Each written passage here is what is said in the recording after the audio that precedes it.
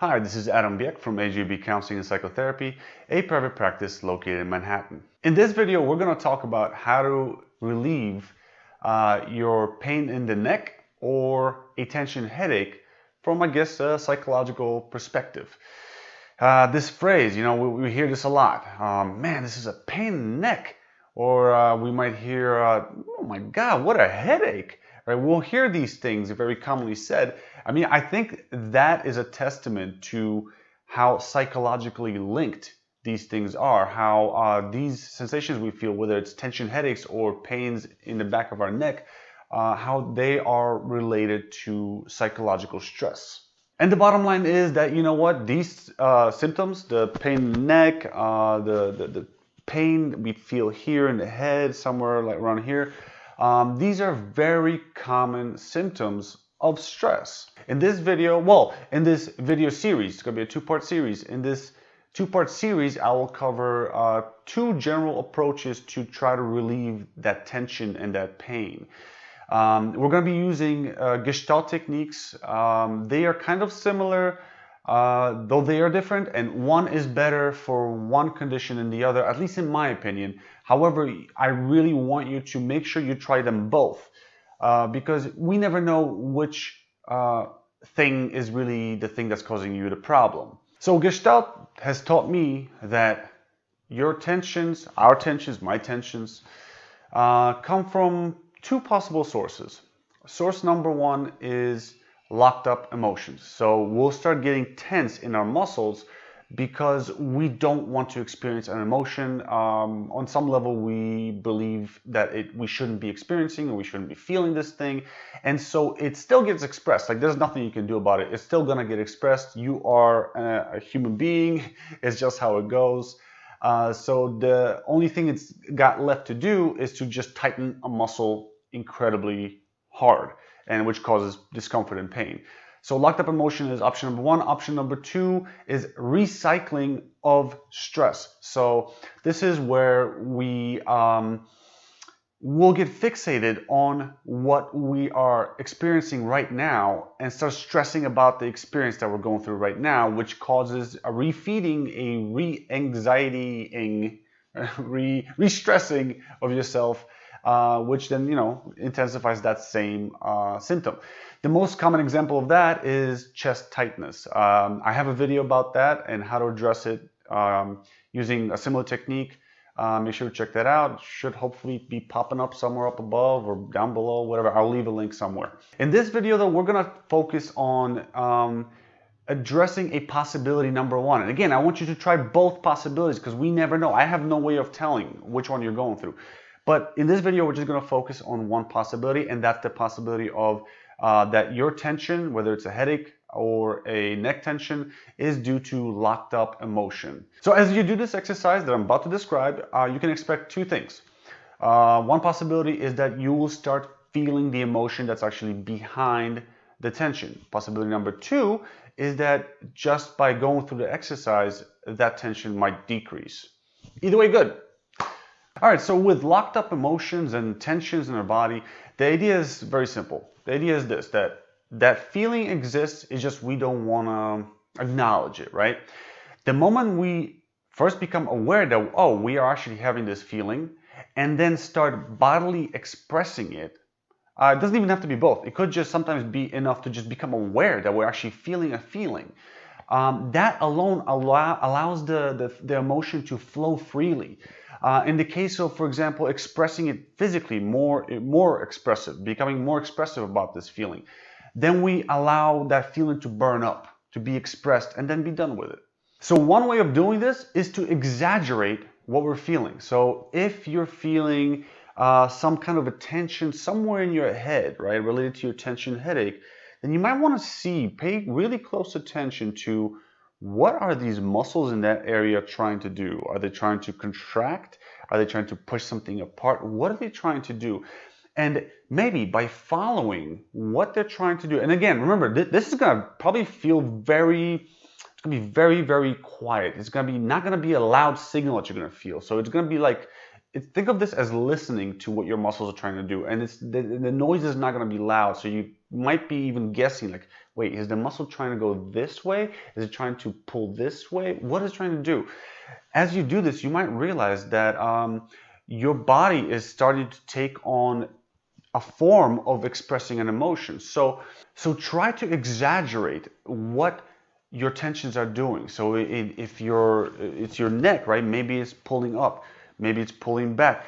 See what it's doing, see where it takes you, see if it can give you a clue as to the emotion that you're trying to express, or that you're trying to hold back, but that's still there anyway. Here's one example. This happens commonly with headaches, headache tension, and jaw tightness. So as you're observing your tension in your head, you might start noticing that there's just some general tension over here, right? And you're watching it, and then, as I asked you before, you start following it. So you start following it, and you start noticing that your jaw is getting tighter and tighter, and suddenly you start feeling like it seems very natural for your brows to drop down and in, right? It's starting to look kind of angry, right? Maybe that's what you're feeling. This is actually pretty common. Anger and headaches is a pretty common thing. Now, there's actually somebody that was really cool. There's a doctor. He treats back pain. I forget his name. I think it's Dr. Sarno, but I might be off about this. I'm gonna double check that I got his name right. He has a book. I bought it. I read it a long time ago. I forget the details, but I'm gonna try to find it and leave it in the description box below if you're interested, if you have back pains. He actually has found that a lot of times back pain, chronic back pain, is actually due to repressed emotion, and he has found that anger is oftentimes the underlying emotion. Anyway, so back to this whole headache thing, right? So you're exploring this headache thing, and you might notice that it's starting to scrunch up, and you're starting to feel kind of angry, or it's starting to look like you should be feeling kind of angry, right? Keep doing that. Try to exaggerate even more. See what other muscles would normally be involved in you expressing anger. Maybe clenching of fists, right? Maybe, tightening of these muscles too. Not just the muscles that are actually causing you pain, which are probably oftentimes like somewhere around here, right? Sometimes it's in the back. Sometimes it's the back muscles that just connect right to your skull. Those are the ones that tend to tighten up during anger or frustration. See what else you would normally add to express an emotion if you weren't trying to, unconsciously shut it down. Maybe your hands, right? So maybe shake your fist, do something, add extra, exaggerate, and see how you feel. Try doing that for a couple of minutes. Try just being exaggerated with it, and see if your tension actually overall dies down. If it dies down, well, that's a good bet that maybe you were actually suppressing a feeling. There's a good reason why I want you to get more muscles involved in expressing that feeling. Actually, check out that book that I just mentioned. Don't quote me on the name right now. I will find the name of the doctor and the book name. Check it out. It's very interesting. It actually talks about most pain is actually caused by muscle tension, which I believe, hopefully I'm not misquoting him, but it's because the tension causes lack of oxygen supply to those muscles, which leads to pain or the perception of pain. Anyway, so not a doctor, not my thing, but that's, I believe, what he said. So instead of just feeling the pain here, right, by giving it more avenues to express that energy, you allow it to be spread out evenly, which will cause less discomfort and also will speed up the expression process. It's kind of like trying to squeeze a lot of Play-Doh through like a drinking straw. Like, you will need to put a lot of pressure just to get it through. Now imagine you had a bigger pipe, or like out of a lot more drinking straws. It's going to be easier. It's going to take less pressure to get all of that Play-Doh through, that Play-Doh being your feeling. Now with neck tension, sometimes when we follow this, one common thing that we feel with neck tension is actually fear. And don't let what I'm suggesting, the example I'm using, dictate what you think you're feeling. Don't, like, keep what you're feeling to yourself, as in, like, I don't know what you're feeling. I don't know what you're going through. And so what I'm trying to say is, I don't want to suggest to you, I'm really struggling here for words. I don't want to suggest to you that like you're feeling fear or you're feeling anger. You really have to explore yourself and listen very carefully to yourself to see what you're feeling. People are so unique. You have no idea. So with a common example with neck tension is actually fear. Common doesn't mean it's for you. It doesn't mean that it applies to you. But you might notice that if you follow the tension of that exists in your shoulders and your neck, you might notice that you're kind of shrinking. And as you're shrinking, you might start realizing, well, why would I be shrinking? You might start realizing, well, I'm trying to be less visible. I'm trying to become less of a target. That's usually indicative of fear. And a lot of times, just by exaggerating those things, allowing yourself to feel what you actually feel, like I just want to be less of a target. Like maybe something's going on at work or something, right?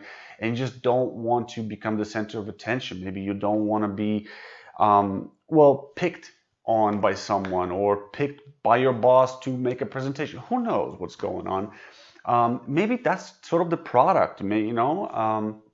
Check it out. Again, do something similar that I went through with the whole jaw tightness, exaggerate it, get more muscles involved, see what else is going on, see what else seems to come naturally as you start listening to what your muscles are telling you. So that concludes this video. This was just about exploring whether you might have locked up emotions behind the neck or headache tension. In the next video, we're going to talk about how to interrupt a cycle. So another way that we could be having these problems is because we are recycling the stress that we're experiencing. It's very common. One big example is chest tightness, when you feel like you can't breathe. Check out that video if you're interested in the chest tightness thing, or check out the next video, part 2, how to interrupt it. It's more of a general approach that I'm going to cover in this part 2. So I hope you enjoyed this.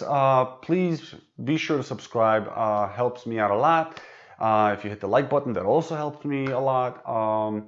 Leave your comments. I really would love to know what you want to know, what you want me to talk about. Again, I really want to get some other professionals, other specialists into this channel, and start interviewing them, getting their perspective on different things that we have to experience in life. I don't know when that's going to happen. I started talking to some therapists. I don't know how, not everybody's up for an interview or whatever, and being in front of a camera, but I'm trying. I'm excited for it. I hope to bring you some good content. Let me know though. Let me know what you guys are interested in. That really will help me narrow down where I should look.